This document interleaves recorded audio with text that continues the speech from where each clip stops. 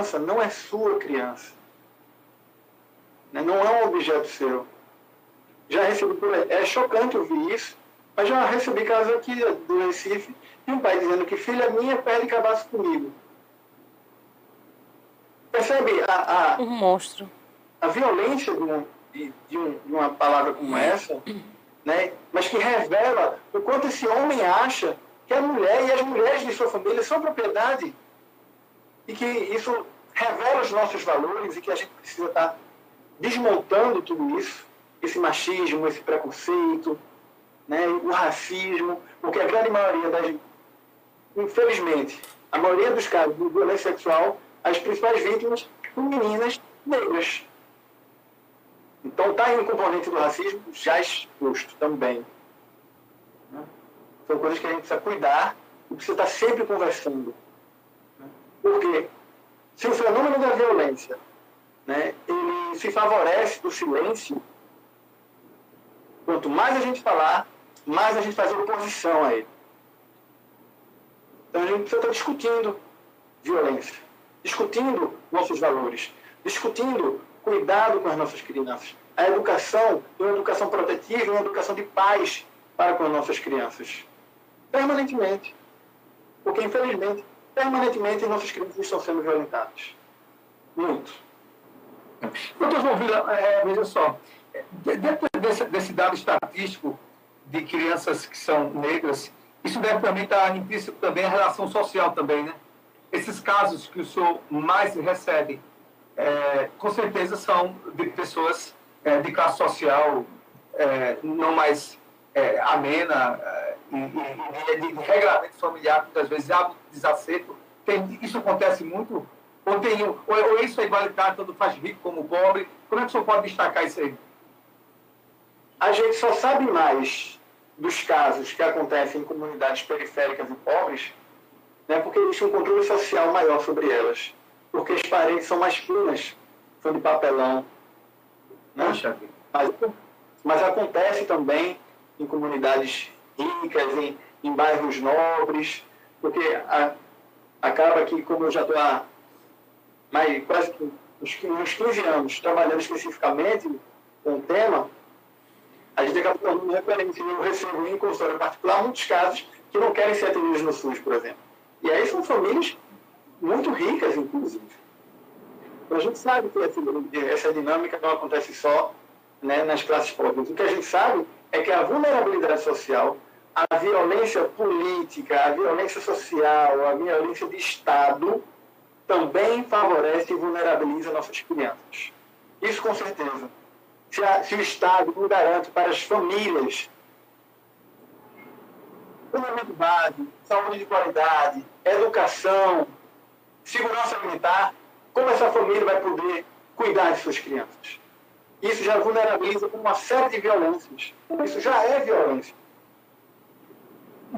Doutor, veja só, quando a gente fala de Recife, cidades mais ricas, tem a condição de estabelecer um programa, uma coordenadoria com uma certa estrutura para atender essas crianças, vulnerabilidades, essas famílias.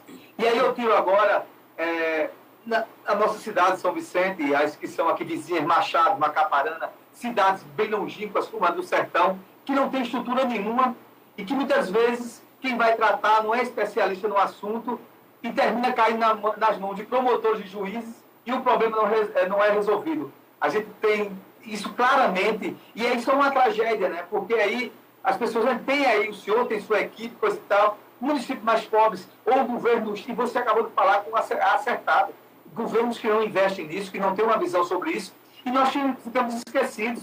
Nós temos famílias pobres, vulneráveis, em situação difícil, em São Vicente, Macaparana, Machados, Vicente, aqui nas circunvizinhas, nos interiores de 10 mil, 20 mil habitantes, que não tem esse olhar, né, e fica assim, ao Deus dará. E muitas vezes acontecem tragédias, que a gente sabe, e como muitas vezes acontecem essas tragédias, já aparecem na polícia como homicídio, ou no hospital, porque ninguém estava vendo o que estava acontecendo. E a gente conversou anteriormente, aqui nos bastidores, a semana passada, disse, olha, quando a gente vê, a miserabilidade já aconteceu, a tragédia já aconteceu. Então não há, e você vê nesses números que você tem, que a gente não vê essa coisa se estendendo Brasil afora, nos rincões, nos municípios mais pobres. Né? Quando tem uma cidade maior, de porte de região metropolitana, você já tem um certo apoio. Mas eu digo a você, com certeza, que sofremos muito. Por isso, não é à toa que as subnotificações, como você me falou, são absurdas. Porque muitas vezes está acontecendo aqui, em São Vicente Ferro, aqui, no nosso município, a gente não sabe quando é que está acontecendo. Só vai saber da tragédia depois. A gente é cobrado do poder público. Né? O plano, por exemplo, o plano estadual de enfrentamento ao abuso e exploração sexual, né? O Conselho de Direitos da Criança e do Adolescente, do Estado, do município. Essa é uma luta política também, de proteção. Né? Os municípios e o Estado precisam de uma política efetiva de proteção de crianças e adolescentes, porque isso também é um problema de Estado. Não é um problema privativo de família. É um problema da família, da comunidade e do Estado. Né? Eles têm responsabilidade e a gente precisa cobrar isso deles. Eu queria deixar uma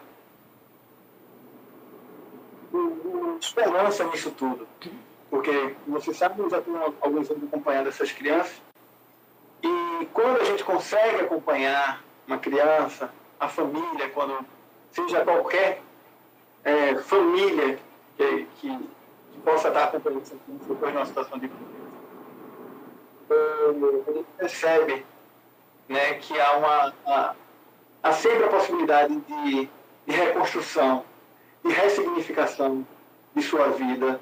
Né? O principal trabalho da gente é fazer com que a criança não tenha só uma experiência de violência como referência para quem ela é e para como se relacionar com o mundo.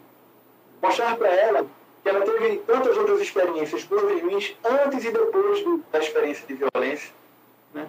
E que a partir disso, ela poder falar de tantos outros aspectos da vida dela e poder localizar essa experiência de violência, ela pode seguir.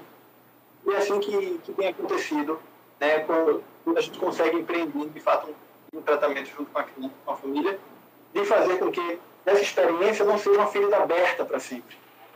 De modo geral, não é uma experiência que se esquece. Né? Mas falar, o tratamento psicológico ajuda a cicatrizar na alma essa experiência. Né? Você vai lembrar, vai olhar, mas não vai doer como se estivesse aberto, como se você tivesse vivido isso ontem, como se aquilo lhe assombrasse para cima. Você vai poder construir a sua vida para além e aquém dessa experiência de violência.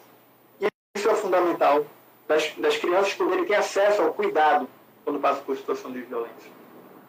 Doutor, uma pergunta básica, mais institucional. O CERCA, que é o Centro de Cuidado, de Referência de Cuidado de Crianças, Adolescentes e Famílias, só atende a população do Recife, é isso? Exatamente. Exatamente. Tem alguma indicação, doutor, estadual, que a gente pode dar até essa informação de utilidade pública para a gente do município e aqueles que nos escutam, porque está todo mundo perguntando aqui qual o telefone, onde procurar, havendo alguma questão como essa no estado de Pernambuco?